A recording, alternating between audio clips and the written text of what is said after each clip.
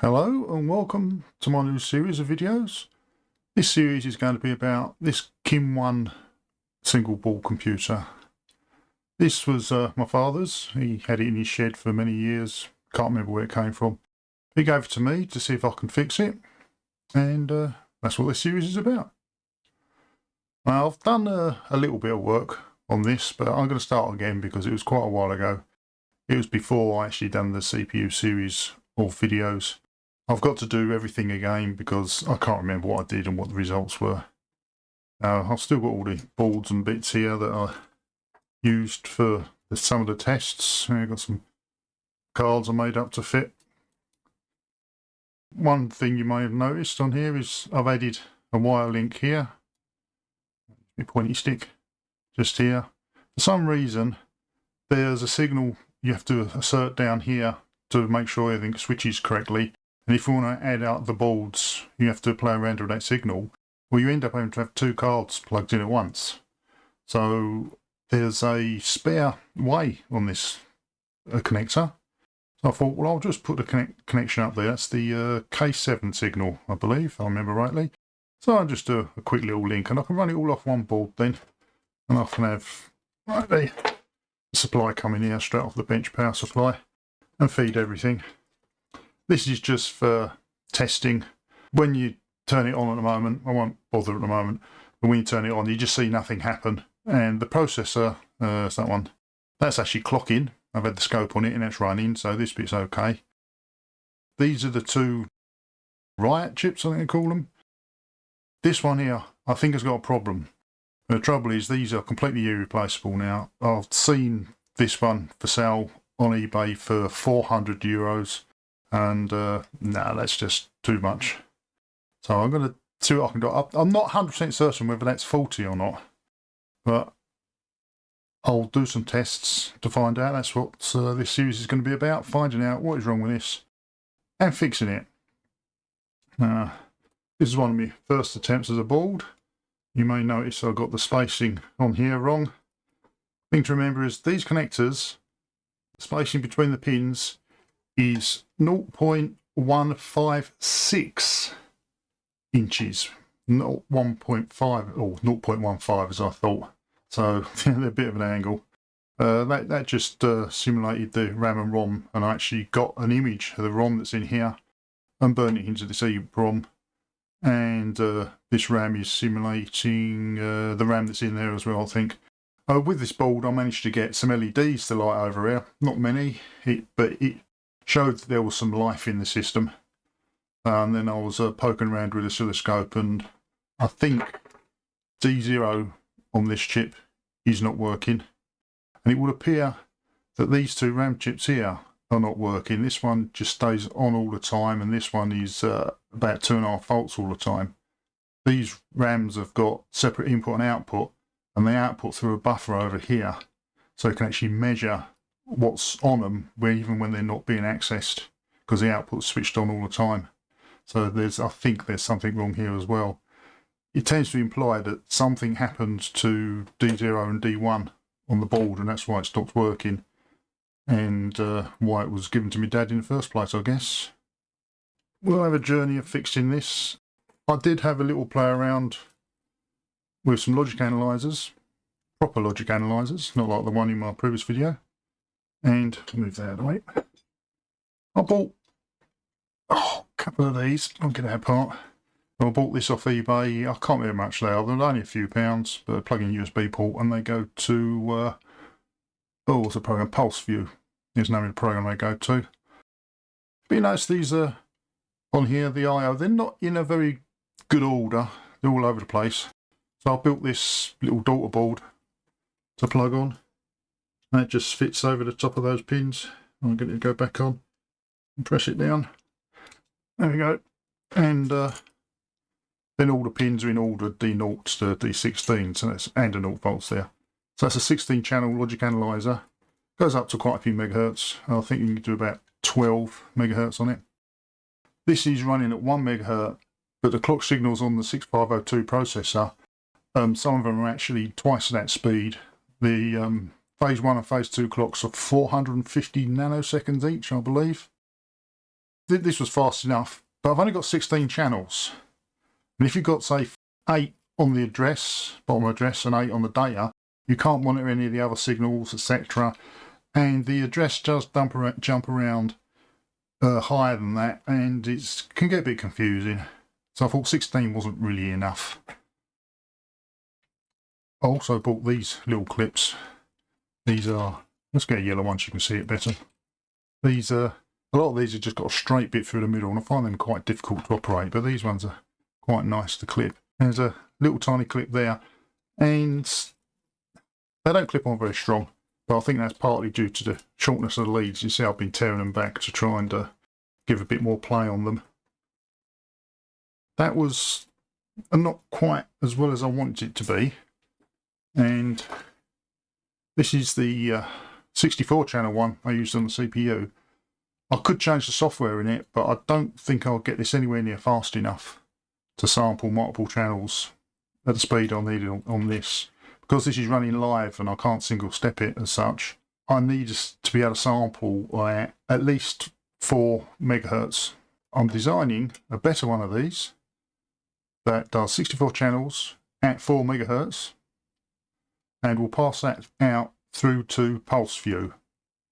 It won't go direct to pulse view because I don't know how to interface to pulse view, but it does have an import function, and I've worked out the data structure, or a data structure, that it understands to import, so I'll be implementing that. And the different microcontroller I've got them in a pack here, can't make the boards yet, it's got a lot more memory. They'll be able to do about 8,000 samples for each of the 64 channels at 4 megahertz. Or if I do 32 channels, I'll go up to 8 megahertz, and hopefully 16 channels at 16 megahertz. I was going to make it adjustable. I'm going to write a bit of software that will talk to the analyzer and then create a file that can be imported into the pulse viewer so you can see what's going on. So it's sort of loosely based on this, using the same chips as this. We swap screens. Here's the actual circuit for it. We've got the microcontroller just here. Oh, try and bring it down a bit. So you see there's lots of I/O ports. I'm not using all of them. I picked this particular microcontroller, which runs at 100 MIPS, because I can use this for other projects as well, and I had to buy a whole bunch of them to get free postage. So I've got 15 of these to use in various other things. So I've just got a port here for 16 channels. I can read 16 channels in at once. These resistors here are just converting 5 volts to 3.3, because this controller only runs at 3.3 volts. Got some a connector here that's going to be for default settings. I mean, the first one will be for so many channels. I'll have either 64, 32 or 16 channels. The next one down will be the sample rate. And the bottom two would be, I'm going to have a trigger port on it, whether it's positive edge or negative edge. I'll have 2 ports actually for make it more flexible. And then we've got some outputs here that are actually going to control the data coming in. So I've got a serial port built onto it as well. So I was going to use the same serial ports I've got here. I've got a few of those. And so we just plug it in. That will be the power supply, USB to supply it all, same as that one. So this is channels 0 and 1, which is, we know that as all as one 16-bit word. So it's 0 to 15. You'll read all of them in, and then it'll read all the next ones in, and the next group, and the next group. So there's like 4 groups of 16, and that's your 64 channels. This extra one down here, that's for the triggers. So I'll only be using 2 inputs. And they all go onto a bus, a 5-volt bus, which feeds around here and goes through a resistor network to reduce it down to the 3.3 volts that this controller uses. One thing I like about these chips here, this is the 74AC573, is it's got a latch input. And if I connect all the latch inputs together, I can trigger that and I can make all 64 inputs latch their data in at exactly the same time.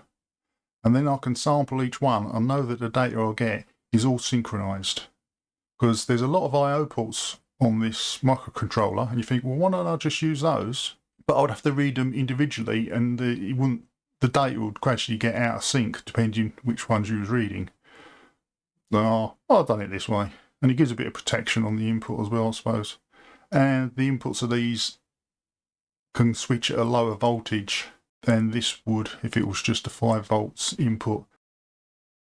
I did notice, jumping back a bit here, is on the 6502 here, it's actually giving out 3.4 volts instead of 5 volts. Because I was trying to build a new one of these chips, jumping around a bit here. See that a bit better? I wanted to make it look like a 40 pin IC, and I was having trouble reading the signals. This bit on the top here is just for making it easy to clip on the extension, so it will end up looking more like this. Yeah, I'll bring it up to the camera, more like that. There we go, in focus. But because the voltage wasn't coming up, what I've done is I put these resistors on here. This is the plus 5 volts. And a bunch of resistors to try and pull up the voltage a bit. It helped a little bit, and I got a few more LEDs flicking around, but it still didn't work. What this big chip in here is doing is it's emulating the ROM and the RAM that's in here, and the IOs and the timer. So that's what I'm trying to do there. And well, that didn't quite work properly. It gave me lots of information about what's going on, so I then designed a better one. Yeah, a bit closer, version 2 here, or 2.1, and I put some buffer chips underneath to try and help with the difference in voltage. These ones should be able to switch on at about 2 volts, so allowing for the low voltage coming out of the 6502. This doesn't work for some reason. It might be dodgy soldering. And soldering these pins is very difficult, so I'll probably be building a new one of these. I'll get a board over here. Very difficult to get any signal wires on this. So I've designed this board, which is going the right way. You can see that in focus, which is this, but on a bigger board. So there's the microcontroller that will be emulating the ROM and RAM. I've learned a bit about emulating ROM and RAM from the CPU series. And then these are the 3 chips that are tucked underneath there for the voltage correction. So this is just the header that's going to plug in where the right chip is, and I've put 2 rows of pins so I can have some more headers coming off to measure the signals if I wanted to, and then I can go through these for hopefully correcting the voltage level to feed into here, and use my pointer. And also I've got all the data and address lines and a phase 2 clock and a reset and read-write signals out here, so I can plug the analyzer in them as well. So this is to find out what's wrong and also debug the emulator I want to build, so I can end up with just a little thing like this that looks like a 40 pin chip. So if that's like a 40 pin dual chip, this is a different one, but same sort of thing. So it'll plug in the same place and get as close to being the same as possible. So that is my goal, to if this is actually faulty. I mean, I'm about 90% certain there's something wrong with this. So, and I can't buy one apart from a really expensive one. So I thought I'd try and emulate it instead. So you'd have that plugged in instead. Looks neater than having. I've seen ones where you've got a board like this across with various chips and things. Well, a bit smaller than this, but you've got a circuit board on there which doesn't look neat. I didn't think. I thought I'll do it that way. Might even spray it all black so it just looks like a chip but a bit wider. So that's where we're going with this series. We'll be building this to start with. I've designed the circuit board and I've just got to get it fabricated. It's on the way. It's where is it? Let's load it up and we'll have a look-see at it. There we go. So if we load it up, it's that one there. So we're getting this board coming from China. It's on its way. Also, what I will do is I'll get rid of this ribbon cable that's all, you see there, all tied up here. The last person who owned this done that. So I don't like that. I'm going to put it back to how it should be. You're going to clear up all these connections and put it on there. I left it at the moment because I know that reset button works. So once I get this firing up, and if I have to replace them or not, I'm still, if I do have to replace them, I'm still umming and ahhing about whether to solder them in or put sockets. I mean, if I put sockets, it's easy to take out, but do I need to take them out again? And I want to try and make it look as original as possible. Yeah, what do you do? I also think I've got a bit of problem over here, but this is to do with this circuit, which is all to do with the tape interface.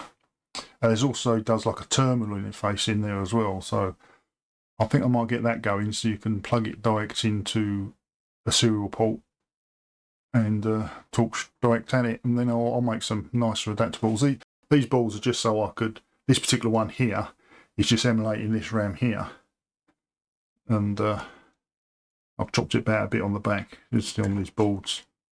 Where is it? That one over there. Got like some wire links in it to adjust what these 74138s do in their demultiplexer boards for the addressing. But I haven't got many of them. That's why there's none in here. I took them out of here to put in there. That one's got some links on the back as well for changing the addressing. It's all just part of the test. If I can emulate the ROM that's in there, and I can emulate that RAM and the RAM that's in there, but that doesn't make it work because this has got I/O ports that talk to here. And if some of the data lines on this are no good, that's not going to work. I thought, what's the worst thing can be? One of these chips dead, and it appears to be that. So there's enough of me waffling. That's what's coming up in the next series. I can't say there'll be an episode every week, but I'll try to. And I'll show you how I build the 64 channel analyzer when it turns up, and you can watch me struggle with soldering the IC in because the pins are only 0.5 millimeter apart. So that's less than 1/4 millimeter clearance between each pin. It's a bit of fun getting those to fit.